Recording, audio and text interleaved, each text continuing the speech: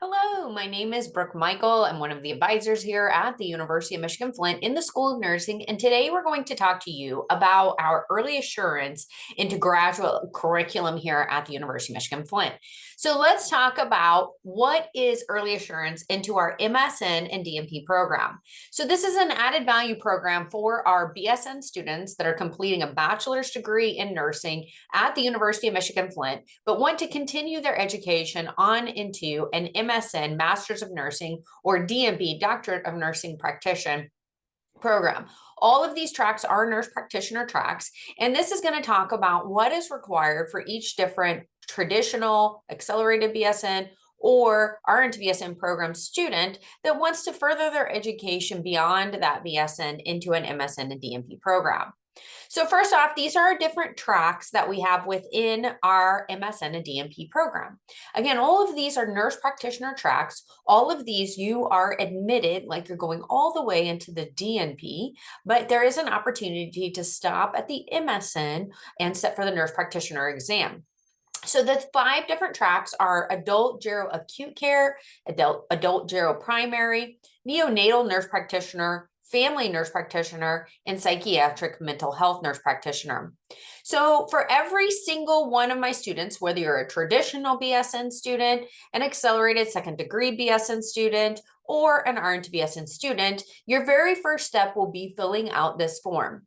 Each program at the University of Michigan-Flint has a different time in which they're going to fill out this form. And we're going to go over each program and when you should be filling out this form on the next different tracks and slides. All of the programs, you need to do it within about a year of your graduation. You do not want to wait and fill out the form, because if you are less than a year away from graduating with your BSN, then you will not be eligible for early assurance. So let's talk about my RN to BSN students. So this is for my students that are in the RN to BSN program only. If you're a traditional or an ASD student, please ignore the slide. We're going to get to your slide in just a moment.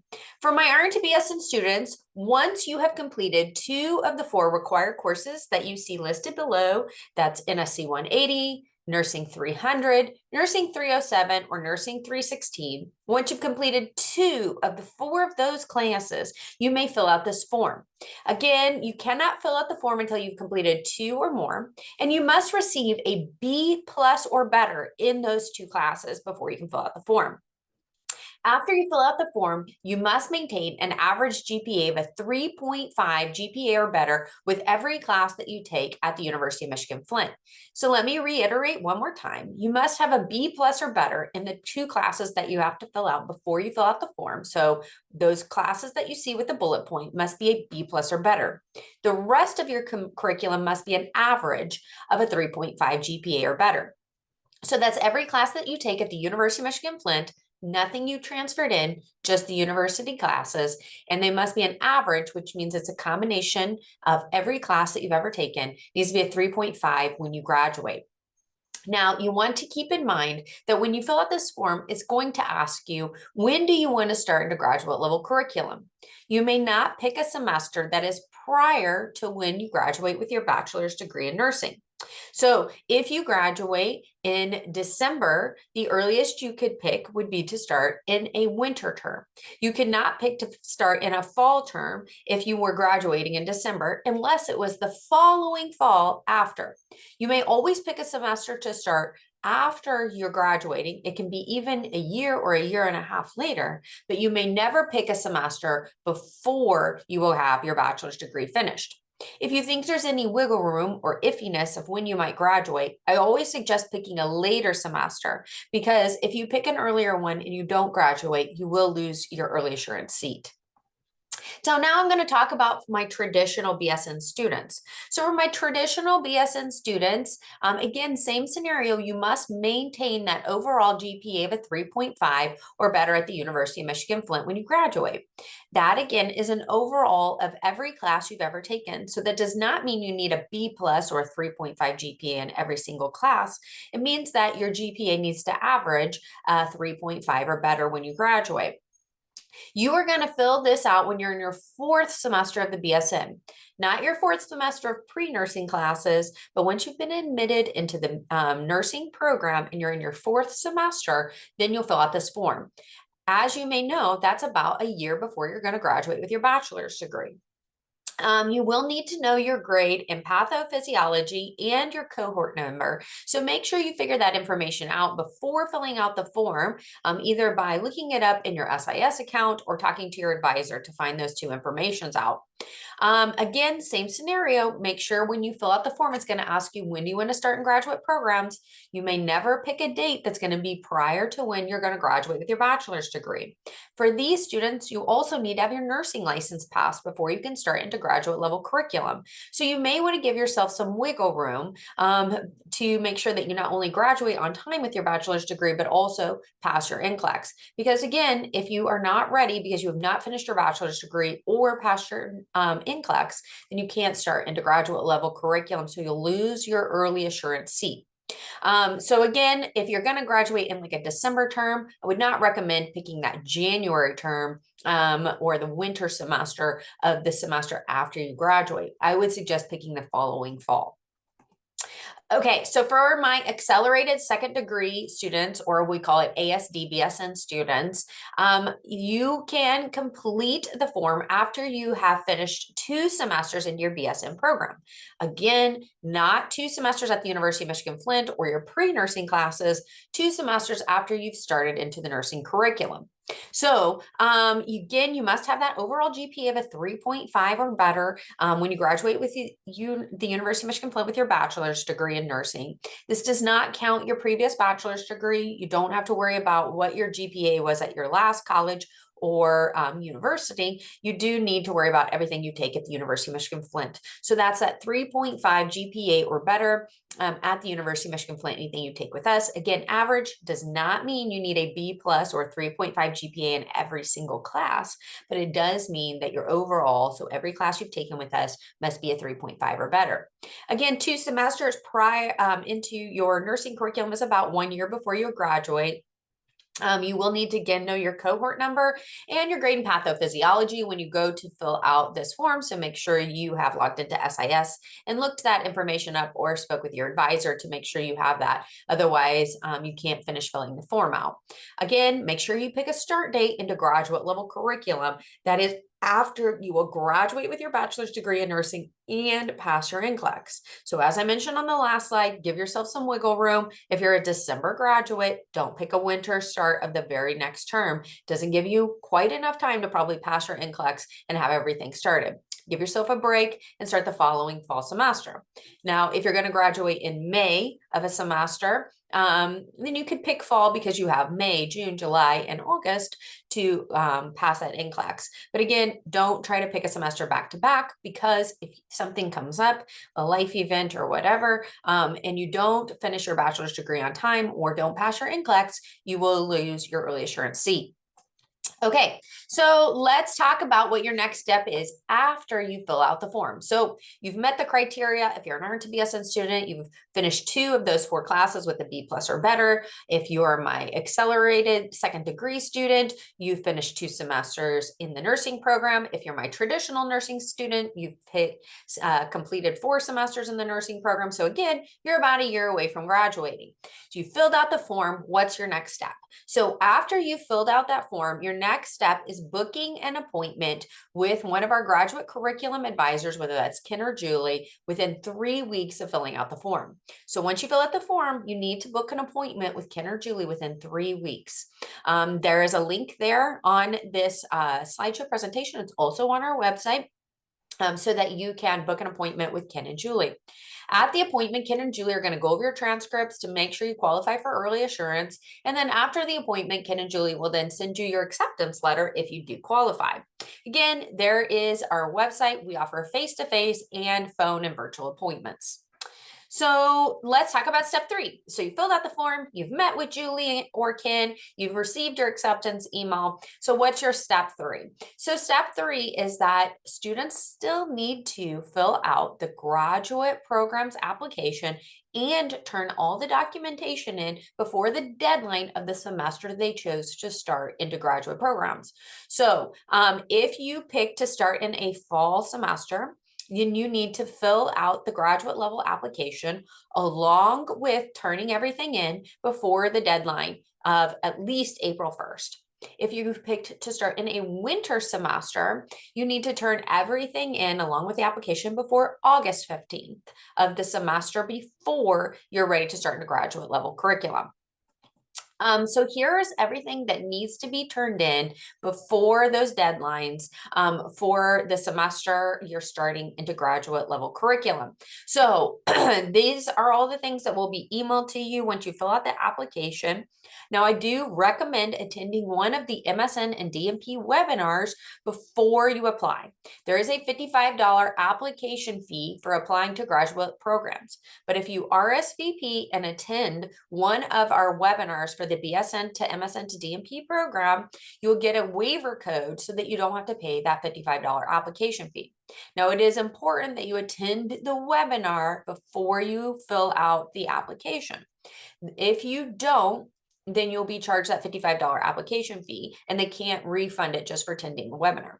Again, this is the stuff that needs to be turned in by those deadlines before the semester you pick to start into graduate level curriculum. So again, this doesn't have to be filled out with that initial Google form. This is talking about the things that need to be turned in about a semester before you're ready to start into graduate level curriculum. You also need to turn in 3 letters of recommendations. Again, those 3 letters of recommendations can be a combination of any of those 3 bullet points. If you're currently in one of our nursing programs, I recommend reaching out to your faculty while you're in the course and asking them to be one of your references. If you wait till after the class is over to ask them, they may forget who you are. So even if you're not ready for your letter of recommendation, just go ahead and give them that pre-warning. Hey, I'm going to apply. I've done early assurance. Can you be one of my letters of reference when that time comes around? That way they can make a mental note or physical note to remind themselves of your performance in that class so that they can write you a good letter of recommendation. You will need a goal statement. Make sure that in that goal statement, you speak to all 5 of those bullet points, especially the research interests. If you leave off some of those, it can affect your application. Okay, and so let's talk about now for my students that are interested in 2 of these 5 tracks have additional requirements that you must complete it.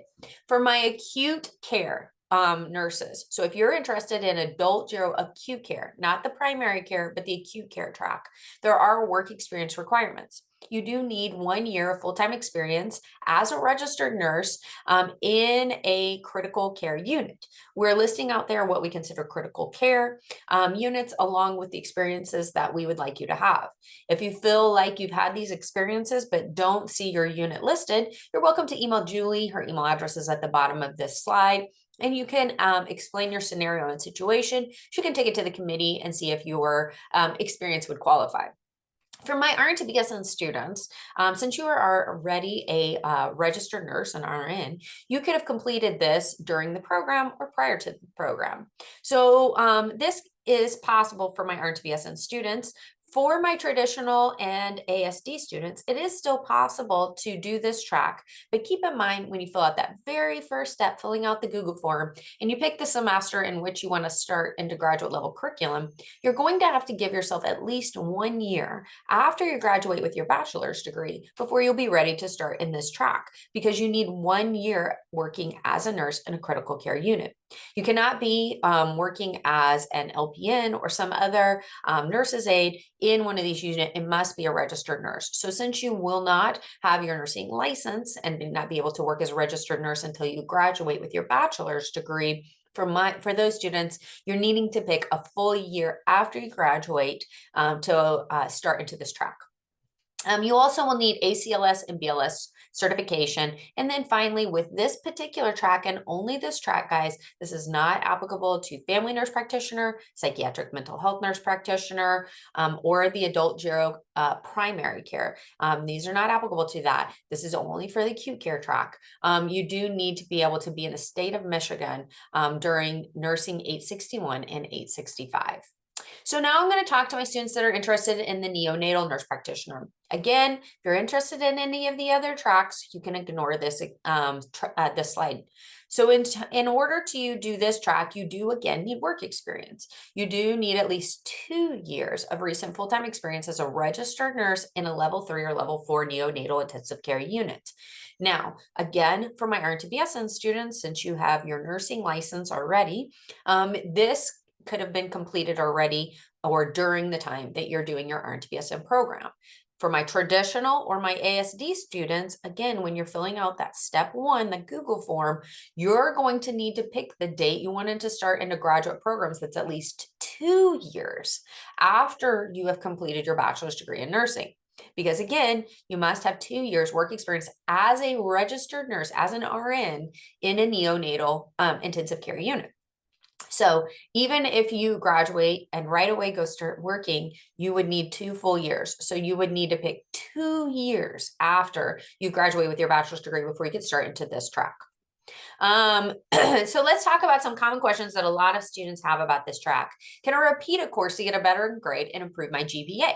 Yes, you can. So in the way that GPA works is that if you retake an exact course at the same college or university, that grade is trumped, or it's almost like it's not even there when they're doing the GPA calculations. You will always see that pass grade on your transcripts, but it's not calculated in the GPA. Whereas if you just take a different class or you're at a different college or university, then your grade's just in there and averaged. So the fastest and best way, if you're needing to get to a 3.5 GPA and you're right on the verge when you're about to graduate, is to plan to retake a specific course that you had a lower grade in, like a C or something.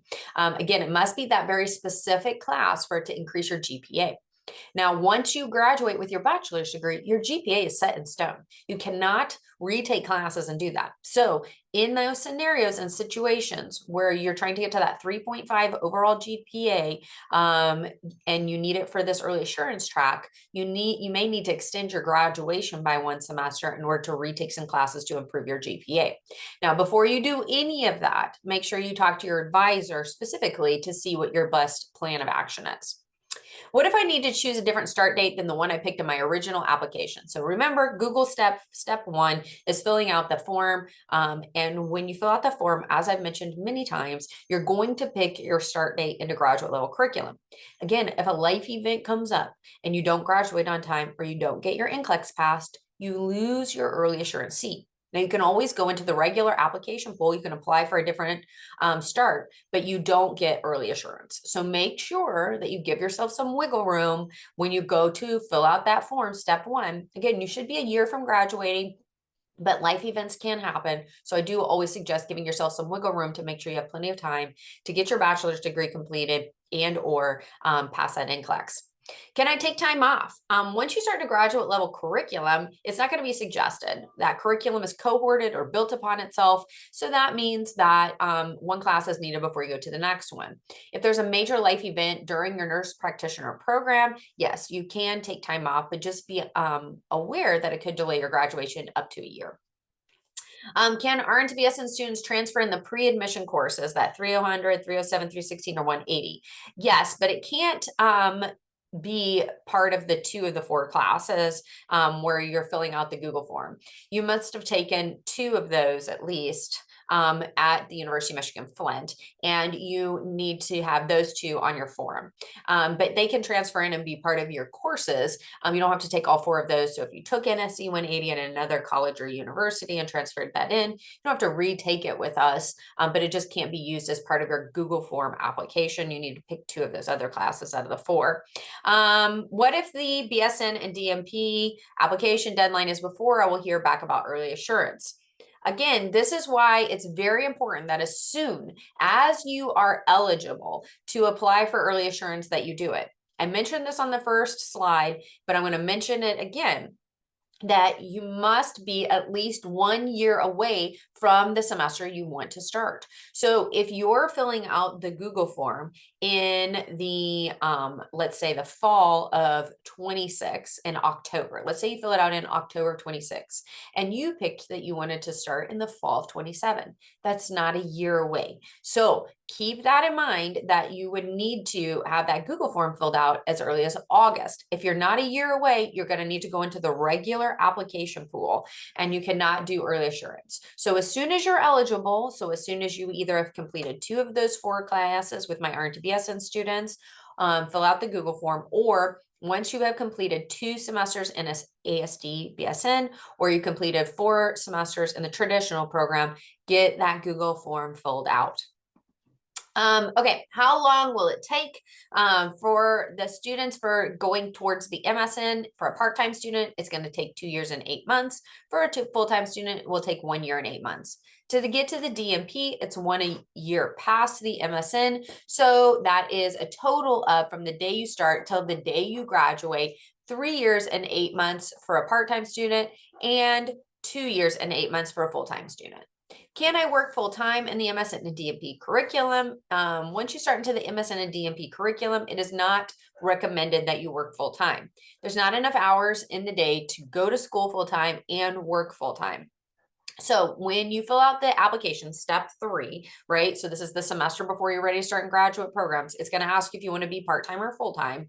And when you're filling that out, keep in mind that if you're picking full-time to be in the nursing program, that you won't have enough time to work full-time, that it will even take up the majority of your time if you want to work part-time and go to school full-time. So keep that in mind when you're filling out the application. How many classes do I need to take each semester? A part-time student takes an average of 2 classes. A full-time student takes an average of 4 classes. So a lot of students want to know, why should I go on to that DNP versus the MSN? So while you can be a nurse practitioner with your MSN, you could sit for your nursing exam, be a nurse practitioner and licensed. The curriculum, or the nurse practitioner, is going towards requiring a DNP. Legislation may pass it so that you must have your DNP to be a nurse practitioner. Right now, you're grandfathered in if you've started a program in the MSN, but just understand that jobs are looking for that DNP over that MSN. So let's talk about tuition. The tuition changes every fall. So if you're still years away from starting into the graduate level curriculum, you'll want to go to the website and check what that is going to be about 6 months prior to the semester start, so that you can see what the tuition is going to be. We do offer a couple different scholarships and the Nursing Faculty Loan Forgiveness Program. You can click these different links on the slideshow presentation to see information about each of those, to see if you qualify. So that's the end of our presentation. We thank you for sitting through. If you have additional questions, please reach out to your advisor. Have a great day.